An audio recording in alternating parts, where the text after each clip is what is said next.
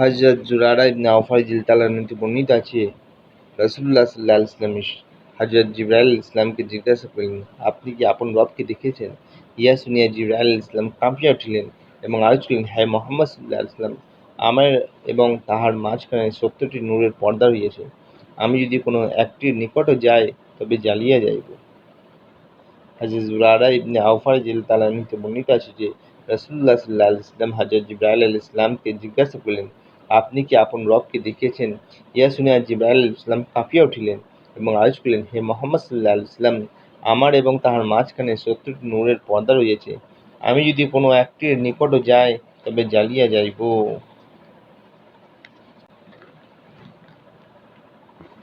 হযরত আবু হুরায়রা রাদিয়াল্লাহু তাআলা আনহু হতে বর্ণিত আছে যে, নবী করিম সাল্লাল্লাহু আলাইহি ওয়াসাল্লাম ইরশাদ করেছেন, যখন নামাজের জন্যে আযান দেয়া হয়, তখন শয়তান সশব্দে বায়ু ত্যাগ করিতে করিতে পৃষ্ঠ প্রদর্শন করিয়া ভাগিয়া যায়, যেন আযান শুনিতে না হয়।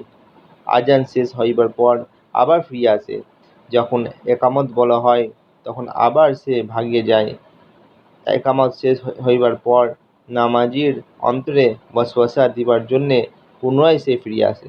সুতরাং যে নামাজীকে বলে, এই কথা স্মরণ করো, এই কথা স্মরণ করো, এমন এমন কথা স্মরণ করার যাহা নামাজের পূর্বে নামাজীর স্মরণ ছিল না, অবশেষে নামাজীর ইহাও স্মরণ থাকে না যে কত রাকাত হইয়াছে। মুসলিম শরীফ। হযরত আবু হুরায়রা রাদিয়াল্লাহু তাআলা আনহু হতে বর্ণিত আছে যে, নবী করিম সাল্লাল্লাহু আলাইহি ওয়াসাল্লাম ইরশাদ করেছেন, যখন নামাজের জন্য আযান দেওয়া হয়, তখন শয়তান সশব্দে বায়ু ত্যাগ করিতে করিতে পৃষ্ঠা প্রদর্শন করিয়া ভাগিয়া যায়, যেন আযান শুনিতে না হয়। আযান শেষ হইবার পর আবার ফিরিয়া আসে। যখন একামত বলা হয়, তখন আবার সে ভাগিয়া যায়। একামত শেষ হইবার পর নামাজীর অন্তরে ওয়াসওয়াসা দিবার জন্যে পুনরায় সে ফিরিয়া আসে। সুতরাং সে নামাজীকে বলে, এই কথা স্মরণ করো, এই কথা স্মরণ করো, এমন এমন কথা স্মরণ করার যাহা নামাজের পূর্বে নামাজীর স্মরণ ছিল না, অবশেষে নামাজীর ইহাও স্মরণ থাকে না যে কত রাকাত হইয়াছে। মুসলিম শরীফ। কুরআন কারীমের ফাজাইল ইলম জিকির। হযরত উবাই ইবনে কাব রাদিয়াল্লাহু তাআলা আনহু বর্ণনা করেন যে, রাসূলুল্লাহ সাল্লাল্লাহু আলাইহি ওয়াসাল্লাম আমাকে ইরশাদ করিয়েছেন, হে আবুল মুনজির, হযরত হযরত উবাই ইবনে কাব রাদিয়াল্লাহু তাআলা এর উপনাম। তোমার জানা আছে কি, তোমার নিকট কিতাবুল্লাহর সর্বাপেক্ষা মর্যাদা সম্পন্ন আয়াত কোনটি? আমি আরজ করিলাম, আল্লাহ ও তাহার রাসূলই সর্বাপেক্ষা বেশি জানেন। নবী করিম সাল্লাল্লাহু আলাইহি ওয়াসাল্লাম দ্বিতীয়বার জিজ্ঞাসা করিলেন, আবুল মুনজির, তোমার জানা আছে কি, কিতাবুল্লাহর সর্বাপেক্ষা মর্যাদা সম্পন্ন আয়াত তোমার নিকট কোনটি? আমি আরজ করিলাম, আল্লাহু লা ইলাহা ইল্লা হুয়াল হাইয়্যুল কাইয়্যুম, আয়াতুল কুরসি। তিনি আমার সিনার উপর হাত মারিলেন, যেন এর উত্তরের কারণে শাবাশী দিলেন এবং ইরশাদ করলেন, হে আবুল মুনজির, তোমার জন্য ইলম মুবারক। মুসলিম শরীফ। এক রিওয়ায়াতে আয়াতুল কুরসি সম্পর্কে ইরশাদ করিয়েছেন, সেই পাক জাতের কসম যাহার হাতে আমার প্রাণ, এই আয়াতের একটি জিহ্বা ও দুইটি ঠোঁট রহিয়াছে, ইহা আরশের পায়ের নিকট আল্লাহ তাআলার পবিত্রতা বর্ণনা করে। মুসনাদে আহমদ, মাজমুআ জাওয়ায়েদ। হযরত উবাই ইবনে কাব রাদিয়াল্লাহু তাআলা আনহু বর্ণনা করেন যে, রাসূলুল্লাহ সাল্লাল্লাহু আলাইহি ওয়াসাল্লাম আমাকে ইরশাদ করিয়াছেন, হে আবুল মুনজির, ইহা হযরত উবাই ইবনে কাব রাদিয়াল্লাহু তাআলা আনহুর উপনাম। তোমার জানা আছে কি, তোমার নিকট কিতাবুল্লাহর সর্বাপেক্ষা মর্যাদা সম্পন্ন আয়াত কোনটি? আমি আরজ করলাম, আল্লাহ ও তাহার রাসূলই সর্বাপেক্ষা বেশি জানেন। নবী করিম সাল্লাল্লাহু আলাইহি ওয়াসাল্লাম দ্বিতীয়বার জিজ্ঞাসা করলেন, আবুল মুনজির, তোমার জানা আছে কি, কিতাবুল্লাহর সর্বাপেক্ষা মর্যাদা সম্পন্ন আয়াত তোমার নিকট কোনটি? আমি জিজ্ঞাসা করিলাম, আল্লাহু লা ইলাহা ইল্লা হুয়াল হাইয়্যুল কাইয়্যুম, আয়াতুল কুরসি। তিনি আমার সিনার উপর হাত মারিলেন, যেন এরূপ উত্তরের কারণে শাবাশী দিলেন এবং ইরশাদ করলেন, হে আবুল মুনজির, তোমার জন্য ইলম মুবারক হোক। এক রিওয়ায়াতে আয়াতুল কুরসি সম্পর্কে ইরশাদ করিয়েছেন, সেই পাক জাতের কসম যাহার হাতে আমার প্রাণ, এই আয়াতের একটি জিহ্বা ও ঠোঁট রহিয়াছে, দুইটি ঠোঁট রহিয়াছে, যা আরশের পায়ের নিকট আল্লাহ তাআলার পবিত্রতা বর্ণনা করে। মুসনাদে আহমদ, মাজমুআ জাওয়ায়েদ। ইকরামে মুসলিম। মুসলমানদের হক।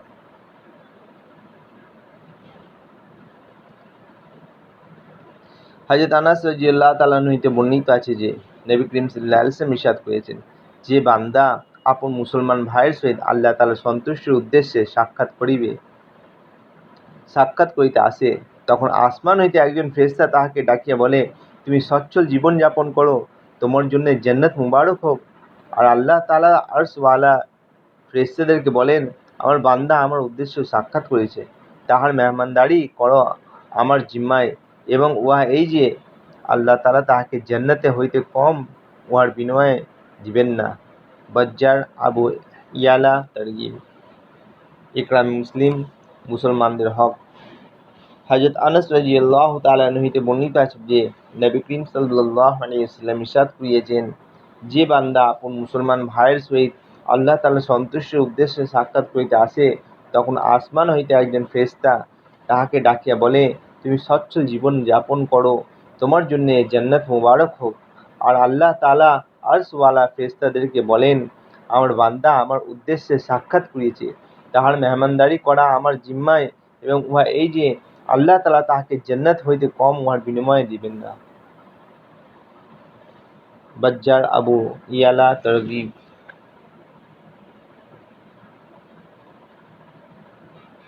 ইখলাসি নিয়ত।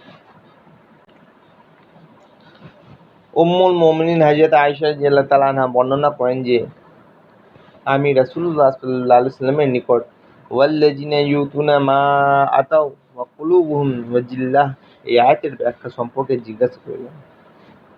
যাহাতে আল্লাহ তাআলা ইরশাদ করিয়াছেন, এবং যে সকল লোক দান করে যাহা কিছু দান করিয়া থাকে, এবং উহার উপর তাহাদের অন্তরসমূহ ভীত থাকে।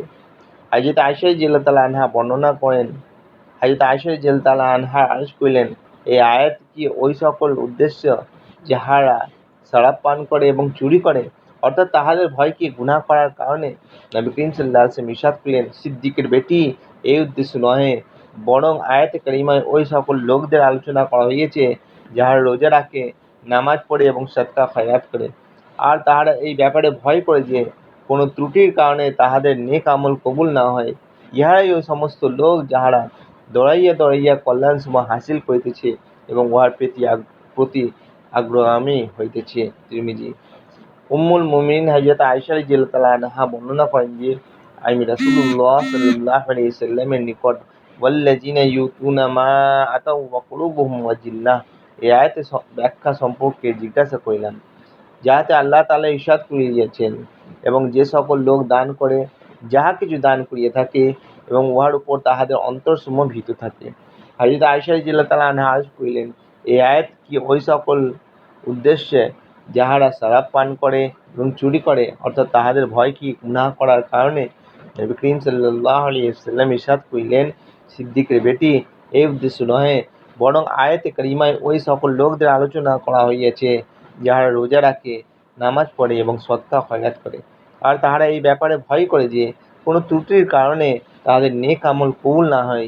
ইহারাই ওই সমস্ত লোক যাহারা দৌড়াইয়া দৌড়াইয়া কল্যাণসমূহ হাসিল করিতেছে এবং উহার প্রতি অগ্রগামী হইতেছে। তিরমিজি শরীফ। দাওয়াত ও তাবলীগ। হযরত আনাস ইবনে মালিক রাদিয়াল্লাহু তাআলা আনহু বর্ণনা করেন যে একবার হযরত ফাতিমা রাদিয়াল্লাহু তাআলা আনহা রাসূলুল্লাহ সাল্লাল্লাহু আলাইহি ওয়াসাল্লামের নিকট জবের রুটির একটি টুকরা পেশ করিলেন। তিনি ইরশাদ করিলেন, তোমার পিতা 3 দিন পর এই প্রথম খানা খাইলেন। এক রিওয়ায়াতে আছে, রাসূলুল্লাহ সাল্লাল্লাহু আলাইহি ওয়াসাল্লাম মেয়েকে জিজ্ঞাসা করিলেন, ইহা কি? তিনি আরজ করিলেন, আমি একটি রুটি বানাইয়াছিলাম, আমার ভালো লাগিল না যে আপনাকে ছাড়িয়া খাই। তারাবানী, মাজমুয়ে জাওয়ায়েদ। হযরত আনাস ইবনে মালিক রাদিয়াল্লাহু তাআলা আনহু বর্ণনা করেন যে একবার হযরত ফাতিমা রাদিয়াল্লাহু তাআলা আনহা রাসূলুল্লাহ সাল্লাল্লাহু আলাইহি ওয়াসাল্লামের নিকট জবের রুটির একটি টুকরা পেশ করিলেন। তিনি ইরশাদ করিলেন, তোমার পিতা 3 দিন পর এই প্রথম খানা খাওয়াইলেন। এক রিওয়ায়াতে আছে, রাসূলুল্লাহ সাল্লাল্লাহু আলাইহি ওয়াসাল্লাম মেয়েকে জিজ্ঞাসা করিলেন, ইহা কি? তিনি আরজ করিলেন, আমি একটি রুটি বানাইয়াছিলাম, আমার ভালো লাগিল না যে আপনাকে ছাড়িয়া খাই। অহেতুক কথাবার্তা কাজকর্ম হইতে বাঁচিয়া থাকা। হযরত আবু জুহাইফা রাদিয়াল্লাহু তাআলা আনহু হইতে বর্ণিত আছে যে রাসূলুল্লাহ সাল্লাল্লাহু আলাইহি ওয়াসাল্লাম সাহাবাদেরকে জিজ্ঞাসা করিলেন, আল্লাহ তাআলার নিকট সবচেয়ে পছন্দনীয় আমল কি? সকলেই চুপ রহিলেন, কেউ উত্তর দিলেন না। তখন তিনি ইরশাদ করিলেন, সবচেয়ে পছন্দনীয় আমল হইল জিহ্বার হিফাজত করা। হযরত আবু জুহাইফা রাদিয়াল্লাহু তাআলা হতে বর্ণিত আছে যে রাসূলুল্লাহ সাল্লাল্লাহু আলাইহি সাল্লাম সাহাবাদেরকে জিজ্ঞাসা করলেন, আল্লাহ তাআলার নিকট সবচেয়ে পছন্দনীয় আমল কি? সকলেই চুপ রহিলেন, কেহ উত্তর দিলেন না। তখন তিনি ইরশাদ করলেন, সবচেয়ে পছন্দনীয় আমল হইল জিহ্বার হেফাজত করা। বাইহাকি। হযরত আবু জুহাইফা রাদিয়াল্লাহু তাআলা হতে বর্ণিত আছে যে রাসূলুল্লাহ সাল্লাল্লাহু আলাইহি সাল্লাম সাহাবাদেরকে জিজ্ঞাসা করলেন, আল্লাহ তাআলার নিকট সবচেয়ে পছন্দনীয় আমল কি? সকলেই চুপ রহিলেন, কেহ উত্তর দিলেন না। তখন তিনি ইরশাদ করলেন, সবচেয়ে পছন্দনীয় আমল হইল জিহ্বার হেফাজত করা। বাইহাকি শরীফ। আল্লাহ তাআলা পড়ার থেকে বুঝে আমল করার তৌফিক দিন। সুবহানাল্লাহি ওয়া বিহামদিহি, সুবহানাকাল্লাহুম্মা ওয়া বিহামদিকা, আশহাদু আল লা ইলাহা ইল্লা আনতা, আস্তাগফিরুকা ওয়া আতুবু ইলাইক। সুবহানা রাব্বিকা রাব্বিল ইজ্জাতি আম্মা ইয়াসিফুন, ওয়া সালামুন আলাল মুরসালিন, ওয়ালহামদুলিল্লাহি রাব্বিल आलमीन। पहला कलमा तो यवजा सो ताज़ा हो ईमान, दूसरा है नमाज ये अल्लाह को है फरमान, तीसरा है इल्म जिक्र जसो हो वह रास्तो साफ, दिल में हो वह रोशनी अल्लाह की हो पहचान। आगे नंबर 4 है तो बड़े को तो अदब कर, छोटे पे कर प्यार, उलमाए दीन की कदर कर जा सो जा बेड़ो पार।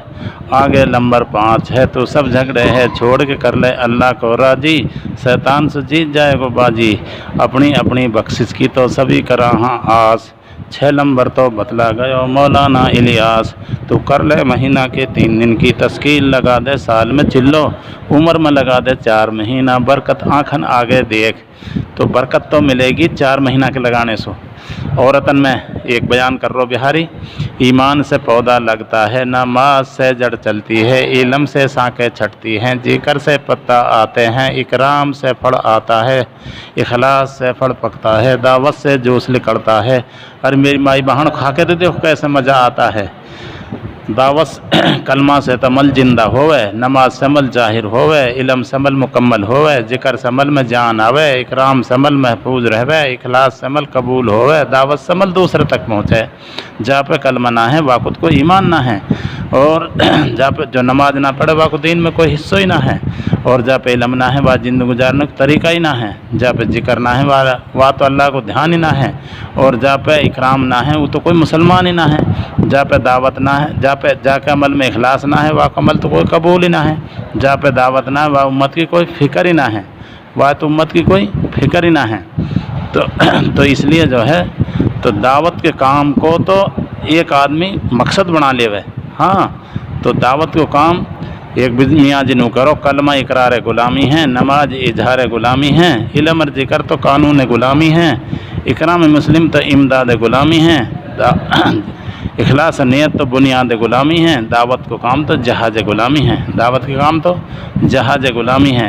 एक आलिम नु करो, ईमान के बगैर तो अल्लाह भी ना पहचान सके, नमाज के बगैर तो अल्लाह के हक़ के भी अदा ना कर सके, और जो है इल्म के बगैर तो अल्लाह के मनसा को भी ना पहचान सके, जिक्र के बगैर तो अल्लाह के हक़ के भी अदा ना कर सके, इकराम के बगैर तो अल्लाह की मनसा को भी ना पहचान सके, इकराम के बगैर तो कायस कुछ ले भी ना सके, इखलास के बगैर तो अमल कबूल हो भी ना सके, दावत के बगैर तो कायल कुछ दे भी ना सके। तो बात तो दावत से पहुँचेगी।